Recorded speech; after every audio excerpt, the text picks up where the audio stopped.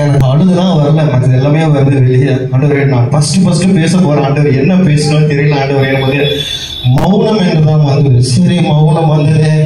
அடுத்து என்ன சொல்ல போறாருன்ட்டு விடிய காலம் 3 மணிக்கு எழுது. ஆண்டவரே, நான் பேச போற வார்த்தைக்காக உமக்கு நன்றி ஆண்டவரே. மௌனம் என்பது என்ன எனக்கு ஒண்ணுமே புரியல ஆண்டவரே. சொல்வது, நான் காலையில் ஆஃபீஸ் போயிட்டு ரொம்ப டென்ஷன்ல போயிட்டு, ஆண்டவரே நான் பேச போறேன், என்ன பேசணும் எனக்கு தெரியல, எனக்கு நீ உதவி செய்யுங்க நான் சொல்லும் பொழுது ஆண்டவர் ஒரு காரியத்தை சொன்னாரு.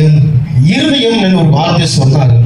இருதயம் ஆண்டவரே, நான் இருதயம் பத்தி நான் பேசவே இல்லை ஆண்டவரே. நான் பேசுகிற காரியம் இன்று என்னோட நீ பரதேசில் இருப்பாய் என்று. அப்போ ஆண்டவர் ஒரு சாட்சி வெளிப்படுத்தினார்.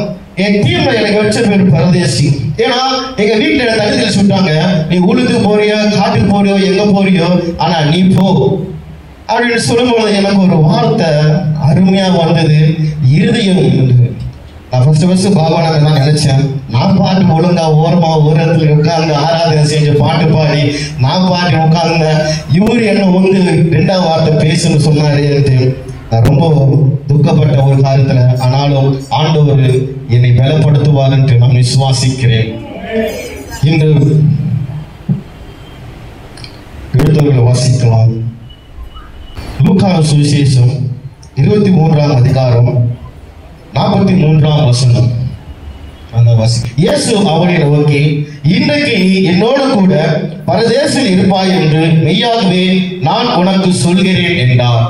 கர்த்தர் இந்த வார்த்தைக்காக ஒரு விசை கண்களை மூடி தேவன் பேசும்படிக்காக ஒரு விசை கண்களை மூடி நாம் செவிப்போம். அன்புள்ள ஆண்டவரே, அருமையான தகப்பனே ராஜா, நிறைவில் ஒப்புக் கொடுக்கிறோம். கர்த்தாவே, நீ பெரிய காரியங்களை செய்வீராக.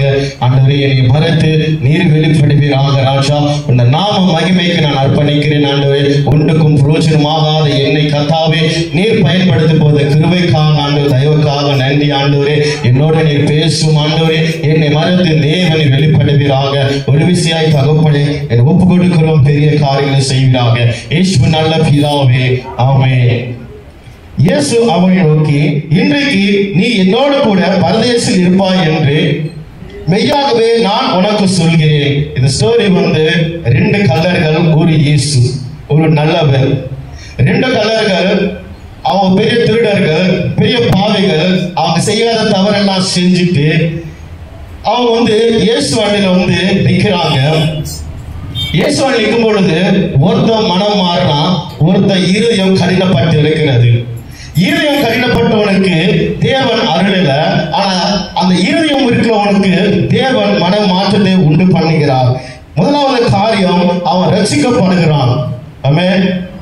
அவன் ரட்சிக்கப்படுறான். இன்னொன்று, அவன் மனம் மாற்றம் உண்டாக்கப்படுகிறது. அதே வசனத்தில் ஒரு விஷயம், லூக்கா எழுதின 23:39 அதிகாரம் 39. அன்றையும் சிலுவையிலே அறைக்கப்பட்ட கொண்டிருந்த குற்றவாளி ஒருவன், நீ கிறிஸ்துவானால் உன்னையும் எங்களையும் ரட்சித்துக் கொள் என்று அவரை இகழ்ந்து பேசினான். அவன் சொல்றான், ஆண்டவரே நீ உண்மையான தெய்வம் தானே, நீ மனுஷன் தானே, நீ என்ன காப்பாத்தலாம், உன்னையே காப்பாத்தலாம், நீ ஏன் சிலுவையில அறைஞ்சிருக்கிற அவன்ட்டு அவன் கேலியா பேசிக் கொண்டிருக்கிறான். அதுல கீழே பார்த்தா மற்றவன் அவரை நோக்கி, நீ இந்த ஆக்கினைக்கு உட்படனா இருந்து தேவனுக்கு பயப்படுது இல்லையா என்றான். மற்றவர்கிட்ட குற்றவாளி கேட்கிறான், அவன் நல்லவரா, அவர் பரிசுத்தரு, நீயும் நானும் இதுக்கு உகந்தவன் தான். ஆனா இயேசு அது உகந்தவர் அல்ல. ஆனா உகந்தவர் அல்ல என்று நம்ம சொல்றோம். இயேசு அதை சொல்றாரு, ஆக்கினைக்கு உட்பட்டு இருக்கிறோம், அவர் நல்லவர். அவர் நல்லவர் சொல்றாங்க. இயேசு அவனை பார்த்து ஒரே ஒரு வார்த்தை கேட்கிறான். அந்த அதிகாரத்தை பார்ப்போம். இயேசு அந்த கள்ளன் இயேசுவை பார்த்து சொல்றான், இயேசுவே இன்றைக்கு நீ என்னோட பரதேசில் இருப்பாய் என்று மெய்யாகவே நான் உனக்கு சொல்கிறேன். அவன் அழகா கேட்கிறான், ஆண்டவரே நான் ஒரு பாவி, ஆண்டவரே என்னை மன்னிச்சுடுங்க, உங்க ராஜ்யத்தில் வரும்போது என்னை சேர்த்துக் கொள்ளுங்க என்று அவன் மனம் நெருங்கி இயேசுவை கேட்கிறான். ஹல்லேலூயா, ஹல்லேலூயா. முதல்ல பேசுன ரொம்ப படபடப்பா இருக்கு. நான் என்ன பேசுறது எனக்கு கொஞ்சம் பயமா தான் இருக்கு. புரிஞ்சவங்க ஆமேன்னு சொல்லுங்க, புரியாதவங்க ஆமேன்னு சொல்லுங்க. கர்த்தர் நல்லவர், அவர் நடத்துவார் என்று நான் விசுவாசிக்கிறேன். மனம் திரும்புறான், அவனுக்குள்ள ஒரு மனமாற்றம் உண்டாகுது. மத்தேயு 5:14 வசனம் பார்ப்போம். நீங்கள் உலகத்துக்கு வெளிச்சமா இருக்கிறீர்கள், மலை மேல் இருக்கிற பக்கம் அது மறைந்திருக்க மாட்டாது. ஆமென். இந்த கல்லனுக்குள்ள ஒரு நல்ல இருதயம் உண்டாயிடுச்சு. அவன் மனம் மாற்றப்பட்டது, அவன் ரட்சிக்கப்பட்டான். இதனுடைய இரண்டாம் வார்த்தை என்ன தெரியுமா? ரட்சிப்பு.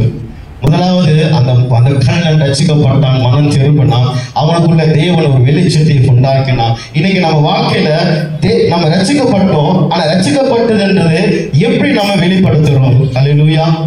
அந்த ரட்சிப்பு நமக்கு எப்படி தேவன் இலவசமாக நம்மளுக்கு கொடுத்திருக்கிறார், அதை எப்படி நம்ம மற்றவங்களுக்கு அதை தெரியப்படுத்துறோம்? ஆமென்.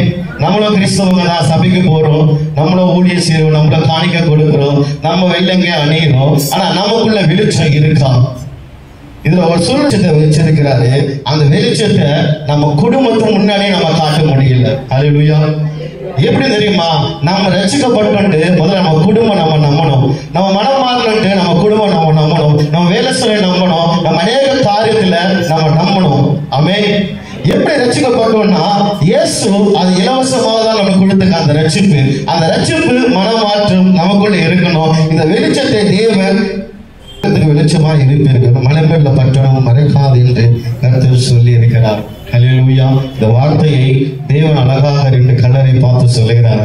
ஒருத்தனை பார்த்து தேவன் இன்று உனக்கு ரட்சிப்பு உண்டாக சென்றது. இதே வார்த்தை நான் உடனே சொல்றேன். என் வாழ்க்கையில தேவன் செய்த அநேக நன்மைகள் உண்டு. எங்க பழைய சபையில குட் ஃப்ரைடே வந்தாங்க, 7 நாள் வார்த்தை வந்தா உட்கார்ந்து ஒவ்வொரு அழுவாங்க.